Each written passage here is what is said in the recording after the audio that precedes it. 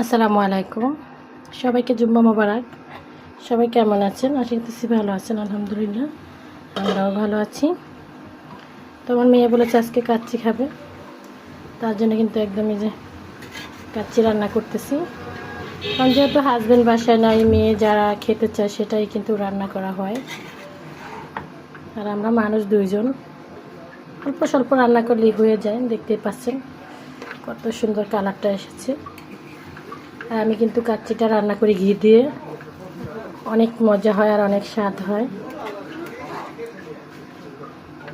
আমার এই রান্নাগুলো কিন্তু আমার বোনের কাছ থেকে শিখেছি, কারণ আমার মা যে অনেক আগে ছোটোবেলা মারা গিয়েছে, তখন কিন্তু রান্না বাড়া করতে জানতাম না।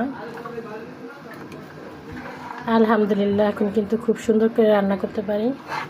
দেখতে পাচ্ছেন কাচ্চিটা কত সুন্দর হয়েছে।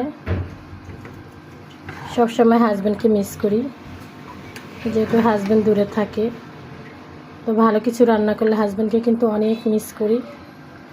আর যারা প্রবাস থাকে তাদের কিন্তু অনেক কষ্ট, এটা সবাই জানেন। অনেক কষ্ট হয় আপনাদের ভাইয়ার জন্য, কিন্তু তো কিছু করার নেই। সে যেহেতু কিছুই করতে পারে নাই, তার জন্য কিন্তু কিছুদিন আরও থাকবে। যাই হোক, ভালো কিছু রান্না করলে তার কথা মনে হয়। এটা কিন্তু ঘি দিয়ে রান্না করেছি, আলহামদুলিল্লাহ খুবই সুন্দর ঘ্রাণ আসতেছে। তো চাইলে আপনারাও ট্রাই করতে পারেন। আমরা সাধারণ মানুষ যা খাই সেটাই কিন্তু শেয়ার করি, আমি কিন্তু কোনো রেসিপি দিচ্ছি না।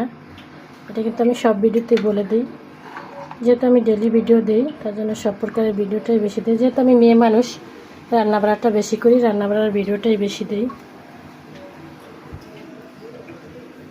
তো কেমন লাগছে আমার কাচ্চিটা অবশ্যই কমেন্টে জানাবেন।